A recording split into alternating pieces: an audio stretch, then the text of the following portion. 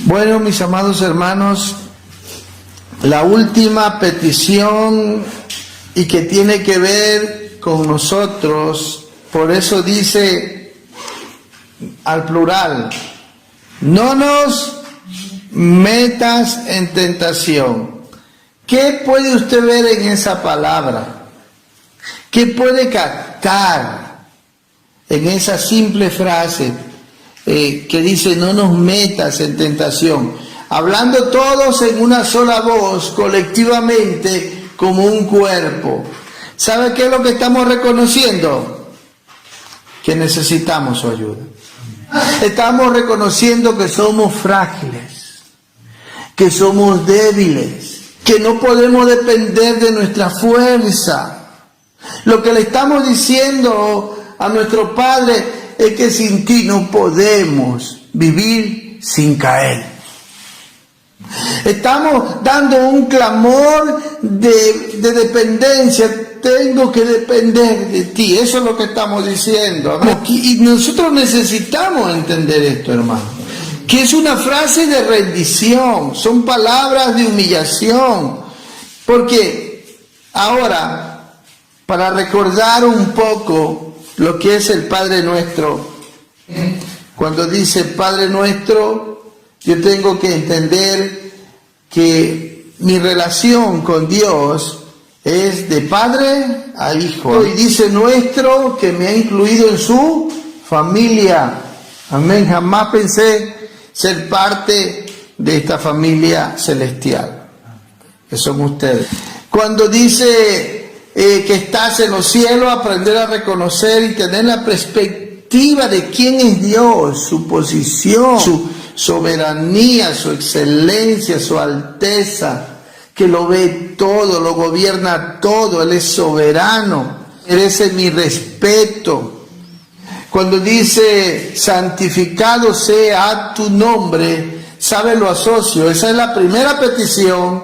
Las tres primeras peticiones tienen que ver ¿con quién? Con Dios. Santificado sea tu nombre, venga tu reino y hágase tu voluntad. Y después vienen las tres peticiones nuestras, que son, danos el pan nuestro de cada día, ¿verdad? Después dice, perdona nuestras deudas, así como nosotros perdonamos a nuestros deudores. Y hoy estamos para empezar a ver, no nos metas en tentación, malíbranos de todo mal. Y sabe que asocio la primera petición de Dios con la primera petición nuestra. Porque la primera petición nuestra es que nos dé el pan de cada día, ¿verdad? Y esto tiene que ver con las prohibiciones de Dios, con el sustento de Dios, y que muchas veces queremos depender de nuestra propia fuerza, y hay gente que hasta para conseguir un trabajo, si es posible, miente, o hace en el currículo algo que no es, ¿verdad? O si no, hace cosas delante de su jefe y después cuando se va, deja de hacer las cosas como tiene que hacerlas. Entonces, no tiene claro en mente que él vive para santificar el nombre de su Padre, llevar honra, gloria, y eso lo asocio con nuestro subsistir diario, sea laborativo, sea en lo que comamos, sea en lo que bebamos, todo hacerlo para la gloria de su nombre. La segunda petición, donde nos vemos como lo que somos, pecadores, arrepentidos y que necesitamos vivir libres, perdonados, con una conciencia limpia, por eso dice perdona nuestras deudas, lo asocio con la segunda petición, venga tu reino. Porque hay que aprender a vivir en su reino, en el cual hemos sido llamados. ¿Y sabe cómo se vive en el reino de Dios? Con una conciencia limpia delante de Dios y delante de los hombres. Por lo tanto, donde usted vive probando paz, tranquilidad, armonía, aprendiendo a convivir con todos. Entonces, cuando dice perdónanos, y en otras palabras, así como perdonamos a los que nos ofenden, está hablando de relaciones sanas. Porque en el reino de Dios así se tiene que aprender a vivir. En obediencia, en sumisión, en sujeción, unos a otros, como cuerpo de Cristo que somos. Y mire, la tercera petición, cuando dice no nos metas en tentación, como habíamos dicho antes, la asocio con la última, que es hágase tu voluntad. ¿Pero cómo? Como en los cielos, no como aquí en la tierra. Y aprendiendo a hacer la voluntad de Dios como en el cielo, sabe que usted va a ser preservado de caer en tentación. Porque usted va a aprender a vivir no haciendo su voluntad, sino la voluntad de Dios. Y por lo tanto, aprendiendo a amar la voluntad de Dios, a encontrar placer en ella, a obedecerla, usted va a ser preservado, porque Dios sabe librar de tentación a los piadosos. Por lo tanto, asocio la tercera petición en hacer la voluntad de Dios. Ahí está la clave, ahí está el éxito. Y para que me entienda mejor, vámonos a primera de Juan capítulo 2. ¿Por qué Satanás dispone del mundo de la carne en un sentido peyorativo?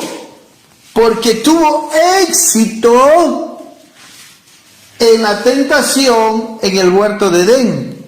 Y ese éxito hizo que la soberanía que Dios le había dado al hombre de subyugar la tierra y estar sobre todo, Satanás cogió el dominio. Por eso primera de Juan 5:19 dice que el mundo entero está bajo el dominio de Satanás. Pero vamos a leer lo que dice primero de Juan capítulo 2, versículo 14. Os escribo a vosotros padres, porque habéis conocido al que es desde el principio.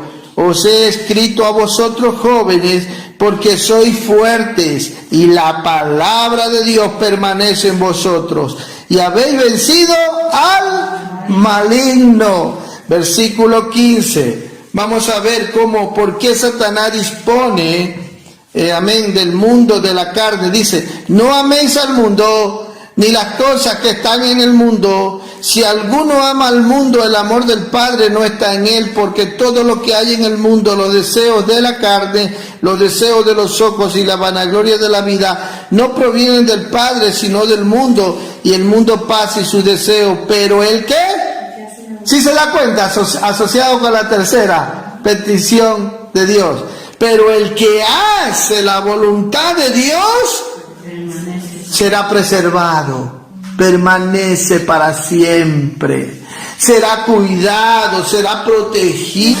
Y mire, Satanás tiene disposición del mundo y de la carne, pero aquí está hablando en un sentido, de términos, ¿cómo lo llama al mundo y a la carne el apóstol Juan aquí?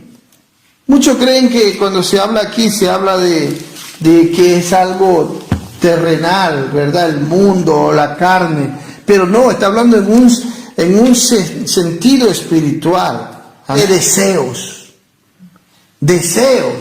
y o sea, los deseos naturales del hombre en sus pensamientos y en su cuerpo vienen alterados cuando el hombre cede a la tentación, y entonces es como que se esclavizan en los deseos prohibidos, porque vienen alterados de tal manera que Satanás los hace caer en concupiscencia. Todo aquel que cede. Entonces en el diseño de Dios no estaba esto que sucediera, pero cuando el hombre no supo oír a Dios y decidió obedecer al diablo, hubo esta alteración. Y por eso Satanás dispone del mundo y de la carne, y la Biblia lo llama en Efesios 2:2, que es el príncipe de la potestad del aire, el espíritu que ahora opera en los hijos de desobediencia, en la cual también anduvimos en otro tiempo todos nosotros, siguiendo la voluntad de la carne. ¿Sabe por qué? Porque Satanás tuvo éxito en la primera tentación con el primer hombre y la primera mujer, pero perdió cuando Cristo se apareció en el mundo, en la tierra. Y mire, Satanás tentó al mismo Cristo, ¿sí o no? Claro, al hombre perfecto. ¿Sabe qué? Fue tentado. Quiso y usó la misma técnica. Los deseos de los ojos, de la carne, por eso le hizo ver. Mira, si tú eres el Hijo de Dios, mira esa piedra, conviértemela en pan. Conviértemela en pan. ¿Se da cuenta, hermano? Miren, mis amados hermanos, tenemos que entender esta realidad, hermano. Para poderla entender, y así vamos más rápido, busque conmigo Santiago. El libro de Santiago nos presenta el versículo 13.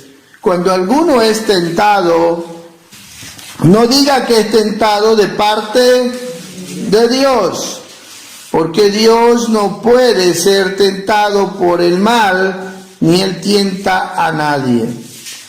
Estamos viendo aquí que esta palabra tiene dos significados. Tiene el significado de tentación y tiene el significado de tentar. Y en este solo versículo nos está presentando la posición de que Dios no puede ser tentado por el mal, amén, porque ni Él tampoco puede incitar a hacer el mal a nadie. Sí, lo está explicando claramente la palabra de Dios. Por eso dice el 14, sino que cada uno es tentado cuando de su propia concupiscencia es atraído y seducido.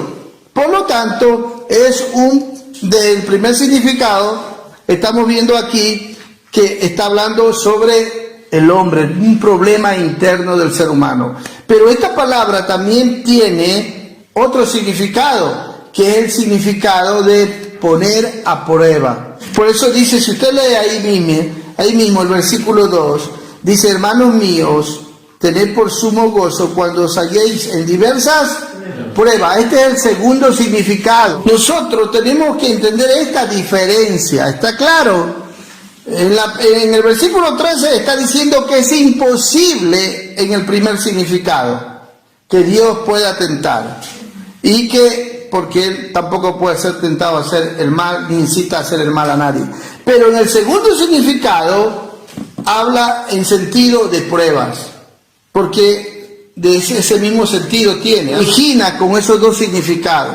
Entonces nosotros, cuando la Biblia dice que nos tengamos por sumo gozo cuando hay diversas pruebas, ¿qué significa entonces cuando estamos orando? No nos metas en tentación. En otras palabras, nosotros tenemos que entender que hay momentos en la vida en que para Dios es necesario que nosotros pasemos por diversas pruebas. ¿Por qué? Porque es ahí donde va a ser formado nuestro carácter. Es ahí donde nuestra fe va a ser fortalecida. Pero Dios sabe librar de tentación, dice Pedro, a los piadosos. Quiere decir que Dios permite que sucedan ciertas cosas, pero con un propósito. Hay un propósito detrás de todo eso, y es para nuestro bien. Podríamos poner el ejemplo de Job. Job fue pedido. Podríamos poner el ejemplo de Pedro, que también le dijo, mira, Satanás me ha pedido para zarandearte. Entonces, es necesario, pero estos hombres supieron entender en el momento de la prueba y conocer quiénes eran. Enfrentarse con sus propias flaquezas, debilidades, y aprender a depender ¿de quién? De Dios. Y es eso, en ese sentido, cuando en el Padre Nuestro estamos diciendo, no nos metas en tentación, es como que le estamos diciendo, Dios, hay algo que parece que tú crees que yo tengo que pasar, pero por favor no me hagas pasar eso. Es más o menos así como que le estamos diciendo, no nos metas en tentación, mas líbranos. Y sabes, muchas veces el Señor dice, no es necesario. ¿Por qué? Porque aquí dice, hermano mío, tened por sumo gozo cuando halléis en diversas pruebas. ¿Sabe qué está diciendo Dios? Te voy a formar. Voy a hacer que esto sea necesario para que pase. Ahora, si usted lee Vaya conmigo al libro de Judas, antes de Apocalipsis. Si usted está aprendiendo a depender de Él, amando a hacer su voluntad, usted va a ser guardado. Mire lo que dice el versículo 24, Judas 24, antes de Apocalipsis. El versículo 24 dice: y aquel que es poderoso para guardaros sin caída y presentaros sin mancha delante de su gloria con gran alegría. Porque en 2 de Pedro 2:9 dice la Biblia que Dios libra de tentación a los piadosos, a los que aman hacer su voluntad, en otras palabras. ¿Me está siguiendo? Por eso es que le he asociado con hacer tu voluntad. Por eso en 1 Corintios 10:13, la Biblia nos presenta que Dios permite que seamos tentados, pero que no seamos tentados más allá de lo que nosotros podamos resistir. Y juntamente con la prueba, dice que nos abre una puerta para escapar, para salir. ¿Sí o no? O sea, en otras palabras, nos está diciendo Dios: yo tengo el mando, el control. No voy a permitir que tú seas probado más allá de lo que tú puedas. Y de paso, te voy a abrir una ruta de escape. ¡Wow! Usted se imagina cuando la mujer de Potifar fue a José y de día y a cada rato le decía: ven conmigo a la cama. No un día, no 2 días, no 3 días. Tanto tiempo lo invitó a pecar. Lo tentó. Usted no cree cómo esa mujer lo tentó, pero llegó un momento en el que él, ¿qué hizo? Escapó, huyó de la tentación, ¿verdad? Y salió victorioso. No quería ofender a Dios. Dios sabe librar. Mire, 2 de Pedro 2:9. Dios es fiel a su palabra. 2 de Pedro 2:9. ¿Sabe el Señor librar de tentación a quiénes? A los carnales, a los medio mundanos. Así dice. A los que andan vacilando con el pecado, le quiñan el ojo. No. A los que prestan sus oídos para escuchar cosas que no tienen que escuchar. ¿Ah? ¿A quién libra el Señor? Aquí dice: sabe el Señor librar de tentación a los piadosos y reservar a quienes, a los injustos, para ser castigados en el día del juicio. Por lo tanto, estamos viendo cuando en el Padre Nuestro dice: no nos metas en tentación, mas líbranos de todo mal. ¿Qué es lo que estamos aprendiendo? A decirle a Dios: quiero depender de ti, que me sostengas, no me dejes caer. En otras palabras, está reconociendo que usted es frágil, que usted es débil, que usted no puede por su fuerza vivir esta vida cristiana sin caer. Usted tiene que aprender a temer a Dios, porque el temor de Dios nos enseña a aborrecer el mal. Nos enseña a quitar lo atractivo del pecado.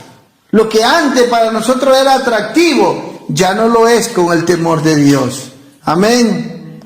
Ya lo comenzamos a aborrecer, a detestar. No, eso no quiero ya. Entonces, es ahí. Por eso que si usted se da cuenta, en las 3 primeras peticiones del Padre Nuestro que tienen que ver con Dios, en su intimidad y en su relación de Dios, desde la 4ª petición, que ya habla de nosotros, habla de dependencia. Desde el pan que usted se come hasta la tentación. O sea, de lo más pequeño hasta lo más grande. Usted aprende a depender de Dios. Y cuando usted ha probado el perdón de Dios y ha quedado limpio su corazón, su conciencia, y usted ya logra perdonar a los demás, ¿sabe qué después ora? Padre, no quiero pecar. Cuando le está diciendo: no me dejes caer en tentación. ¿Sabe qué usted le está diciendo a Dios? No quiero ofenderte. No quiero que mi corazón se vuelva a manchar, porque tú me has perdonado. No quiero que mi conciencia esté sucia. Entonces eso es lo que nos está enseñando el Padre Nuestro. En otras palabras, a depender completamente de Él y reconocer nuestras flaquezas. De Salmo 139, versículo 23, examíname, oh Dios, y conoce mi corazón. Pruébame, si se da cuenta, y conoce mis pensamientos, y ve si hay en mí camino de perversidad, y guíame en el camino. ¿Cómo se llama ese camino eterno? Cristo, diga conmigo Cristo. Si se da cuenta, el salmista está diciendo, ¿sí o no que se parece, estas palabras se parecen a las palabras del Padre Nuestro? No nos dejes caer en tentación, líbranos del mal. ¿Sí o no que se parecen tanto? El salmista ¿sabe qué estaba orando aquí? El Padre Nuestro. Estaba diciendo claramente, Dios examíname, conoce. En otras palabras, yo quiero que me muestres cómo es mi corazón delante de ti. ¿Ah? Pruébame, conoce mis pensamientos. ¿Sabe dónde es que Dios lee? ¿Dónde Dios lee? Dios lee nuestros pensamientos, nuestras ideas, lee las intenciones que tenemos, las motivaciones, qué es lo que nos motiva. Nada se le escapa a Dios. Porque la palabra de Dios tiene dos cosas preciosas. Ella es viva y eficaz. Y cuando esta palabra viva y eficaz penetra nuestro corazón, nos desnuda.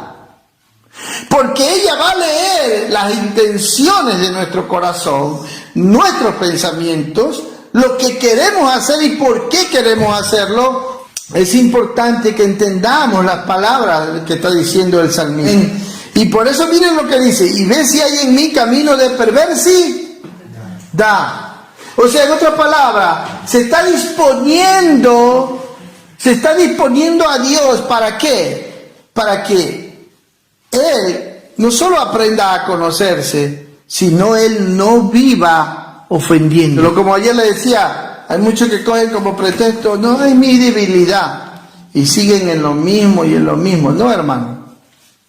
Cuando de verdad nos acercamos a Dios y lo amamos y estamos aprendiendo a hacer, a honorar su nombre, a vivir en su reino y a hacer su voluntad, no queremos pecar, no queremos ofenderlo, no queremos profanar su nombre. Por lo tanto, hermano, es cuestión de vida. Es cuestión de acción, es cuestión de convivencia, es cuestión de disciplina mental, es cuestión, hermano, de una disciplina en mis deseos, amén, en mis pasiones, en mis emociones, donde yo tenga que aprender a ser dueño de todo eso y no que todo eso me domine, me controle y me esclavice. Porque si tú eres esclavo de tus propias pasiones, vas a vivir siempre cayendo bajo tus bajos instintos.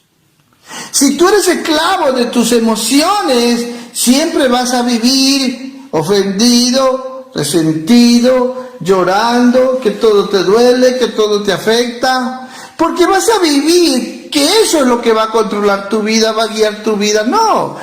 Cambio, cuando esta palabra viva y eficaz se apodera de tu corazón y te revela a Cristo y te educa, imparte en ti el carácter de Cristo, de tal manera que tú comienzas ya no a ser gobernado por nada de eso, sino que la palabra de Dios se hace viva en tu vida de tal manera que ella te preserva. Y la fe que tú haces ver al mundo es una fe de acciones, de actos de gracia, de actos de piedad, donde proclamas al mundo las virtudes de Cristo. Porque nadie de los que estamos aquí, hermano, de todo corazón, nadie puede decir, no, yo ya no siento curiosidad, o a veces no siento que mi corazón se inclina a cosas malas. Hermano, si nos descuidamos, Seamos sinceros.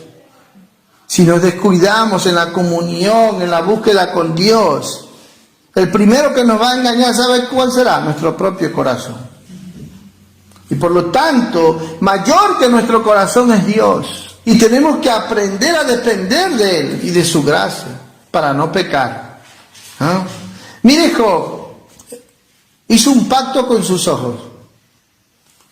Hizo un pacto con sus ojos para no ofender a Dios con sus ojos, no ceder a la tentación. Y hizo un pacto con sus ojos y dijo que hacía un pacto para no mirar doncella. ¿Con el fin de qué? De ofender a Dios, de codiciarla. Porque, hermano, hay muchos que tienen los ojos llenos de adulterio. Van cargados con esos ojos. Y hay mujeres que se visten con el fin de seducir, de provocar, de sentirse así, atraídas, ¿no? Hoy todo el mundo me mira. Hoy quieren volver loco a todo el mundo. Vivimos en un mundo caído, donde el pudor y decencia se han perdido. Donde existen ofertas tan engañosas que te invitan a pecar, que te quieren seducir a la tentación. Películas, cine, tantas cosas, hermanos. Por eso cuando empecé diciendo en Juan que Satanás cuenta con los deseos de los ojos, de la carne, el mundo y la vanagloria de esta vida, hermano, porque sabe que ahí está la debilidad del ser humano. Hay deseos naturales que en sí no son malos, pero que se convierten muchas veces en ídolos y esclavizan. ¡Ay, no es malo! Pero del momento que tú no puedes controlarlos ni dominarlos, se convierten en ídolos. Por más que esos deseos en sí no sean pecaminosos, pero te roban tu tiempo para con Dios, te esclavizan. Después cuando te das cuenta, es que eso te controla, te domina. Por eso Pablo dijo una gran verdad: todo me es lícito, pero no todo me conviene, y yo no me dejaré dominar. Ahí está la clave: dominar de ninguno de ellos. ¿Qué en tu corazón todavía te domina? ¿Qué en tu corazón todavía te seduce, te atrae? Te sientes ahí, siempre como el esclavo, sí, y le sigues, en tu corazón. Por eso el salmista sabía lo que decía, hermano. Y el Padre nuestro, Jesús, lo que nos está diciendo, oren así. Dice, no nos metas en tentación, mas líbranos del mal. ¿Sabe de qué mal está hablando? El mal de aquí, del corazón, porque Jesús dijo, del corazón salen los malos pensamientos. Es del corazón, hermanos, que vienen malas decisiones, motivaciones, intenciones. Mas líbranos del mal.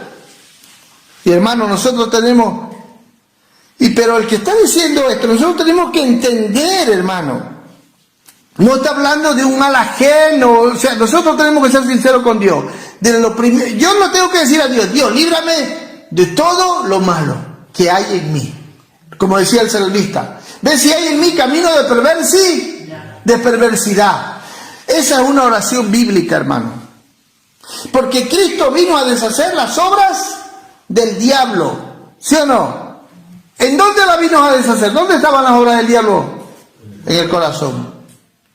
Y cuando el salmista está diciendo, líbrame de todo camino perverso que haya en mi corazón, es como decirle hoy nosotros como iglesia a Dios, Señor, deshace toda obra del diablo que hay en mi vida. ¿Ah? Deshácela. También dice la Biblia que sobre toda cosa guarda de tu corazón, porque de él mana la vida. Amén, porque de él mana la vida. Entonces esa es una oración que podemos aplicarla acá, a la petición del Padre Nuestro. Amén. Sobre toda cosa guardada, guarda tu corazón. Y cuando tenemos esa oración en nuestro corazón, usted póngase a orar esa palabra. Sobre toda cosa guardada, guarda tu corazón. Y mire que es tan personal, porque de él mana la vida. Y usted de todo corazón se acerca a Dios y dice: Dios, ¿qué ves en mi corazón? Que hay que quizás yo no lo veo, pero que está ahí, que no alcanzo a comprenderlo. Y de corazón usted se examina con la ayuda del Espíritu de Dios y verá cómo vienen a salir cosas. Y cuando usted ora de corazón así, van a salir cosas a relucir, pero con el fin de que usted se arrepienta, de que usted reconozca. ¿Cuántos alguna vez han caído en algo que ni se imaginaban? Yo nunca me imaginé hacer esto, pero lo hice. ¿Y qué pasó? Nunca pensé comportarme así, ni decir esa palabra, ni pensar esto, ni vivir así. ¿Y qué pasó? ¿Sabe qué? Eso es lo que pasa en nuestra vida. Tenemos que ser francos y sinceros con nosotros mismos, porque aquí el Padre Nuestro demanda un reconocimiento de que necesitamos su ayuda con mucha sinceridad. Con mucha sinceridad. Porque reconocemos nuestra flaqueza, hermano. ¿Usted se imagina a Pedro cuando dijo: hasta mi vida daré por ti? Y así cuántos otros. ¿Y después qué cayeron? Cuando vino la prueba, ¿qué hicieron? ¿Huyeron? ¿Fallaron? ¿Fallaron o no fallaron? Fallaron. ¿Cayeron? Aprendieron a conocerse lo frágiles, lo débiles que eran, que no podían depender de sí mismos. ¿Pero fue necesario? ¿Sí o no? Respondan. Fue necesario que vivieran en su momento. ¿Pero fue para su mal? ¿Ah? Fue para su bien. Porque aprendieron a conocerse a sí mismos. Entonces tenemos que aprender que el Padre Nuestro es una oración de absoluta dependencia. Y guárdense eso en el corazón. La tercera petición nuestra, no nos meta en tentación, está ligada con la tercera petición de Dios: enséñame a hacer tu voluntad. Porque usted, de todo corazón orando esa oración, hágase tu voluntad en mi vida, usted se está poniendo bajo la protección, porque no nos metan en tentación, es una oración donde usted está pidiendo protección. ¿Y sabe qué le va a responder el Señor? Aprende a hacer mi voluntad. Si quieres no caer, no resbalar, no ceder a la tentación, tienes que aprender a amar, a hacer mi voluntad. Porque yo sé librar de tentación a los piadosos. Y Dios te está respondiendo. Y tú, si lo entiendes, tú vas a vivir con ese anhelo y deseo de ejercitarte en la piedad. ¿Cómo uno se ejercita en la piedad? ¿Se ha visto los atletas cómo se ejercitan físicamente? El cristiano se tiene que ejercitar en la piedad. ¿Cómo? Estando sola con Dios, orando, memorizando la palabra, predicando la palabra, aprendiendo a vivirla, a ponerla en práctica. Ahí. Ahora examinémonos, ¿cómo está nuestra piedad? Porque si el Señor sabe librar de tentación a los piadosos, preguntémonos, ¿cómo estamos con nuestra piedad? Del 1 al 10, ¿cuánta piedad hay en su vida? ¿Cómo se clasifica usted? 5, 6, 8, 10. O 10 sobre 10. ¿Se da cuenta? Así nos examinamos. Así nos damos cuenta en verdad. Ahora, ¿se está ejercitando en la piedad? ¿Sí o no? ¿Está esforzándose por honrar el nombre de Dios? ¿Sí? ¿Por hacer la voluntad de Dios? ¿Por vivir en los propósitos de Dios, en los intereses de Dios? Ahí está la clave para ser librado de la tentación. Les digo, hermanos, por experiencia. Alce la mano quien nunca ha caído en una tentación. A ver. Aquí no hay quien alce la mano. Ni yo la alzo. ¿Eh? Pero cuando aprendemos, se da cuenta que ahí estamos aprendiendo a vernos quiénes somos. Y entonces nuestro corazón se tiene que temblar ante esta palabra. Esta palabra tiene que hacer un efecto en nosotros. Y Dios nos exhorta a aprender a vivir en piedad para ser librados. Hemos entendido lo que es. Es un clamor de así, de ayuda. ¡Ayúdame! No quiero pecar. Algún día usted ha orado así, no quiero pecar. Levántese en la mañana y haga esa oración. Dios, gracias por regalarme hoy la bendición de ver la luz de un nuevo día. Pero más que eso, quiero que tengas mi corazón limpio. Ayúdame a no pecar con mis ojos, con mis pensamientos. No quiero pecar. Cuando usted ora así, ¿sabe que usted está orando? El Padre Nuestro. Usted está diciendo, no me dejes caer en tentación, líbrame. Porque no podemos acercarnos a Dios con palabras, sino con el corazón. Amén. Por eso cuando Jesús estuvo aquí en la tierra, Jesús dijo, este pueblo de labios me honra, pero su corazón está lejos de mí. ¿A qué distancia está tu corazón de Dios? ¿A qué distancia? Así que de corazón hay que decirle, ¿qué es lo que no te gusta de mí? Dígale al Señor. Es como cuando usted se pone delante del espejo, ¿no? Y se levanta. ¿Qué no le gusta a usted? Y lo que no le gusta, si no, que usted se lo arregla. ¿Sí o no? Uy, si es que tengo esto mal por aquí. Uy. Bueno, cuando nos acercamos a Dios, nos acercamos de corazón a su palabra, tenemos que preguntarle, Señor, ¿qué todavía no te gusta? ¿Qué no va? Eso significa orar al Padre Nuestro. No me hagas caer en tentación, ayúdame, sosténme. Y cuando usted se da cuenta es que usted ya no será esclavo de sus pasiones, sino que sus pasiones se van a someter a usted. Porque Dios le está dando la gracia de poder no ser esclavo más de sus pasiones, sino ellas de usted. Y usted las domina, las controla, las puede.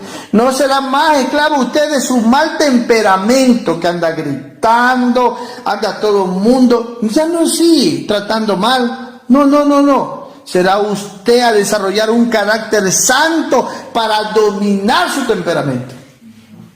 No caerá en esa tentación. ¿Me estoy explicando, hermano? Se trata de desarrollar la imagen de Cristo. Cuando oramos, no me dejes caer en tentación. Líbrame del mal. Líbrame. No quiero ofenderte. Pónganse de pie.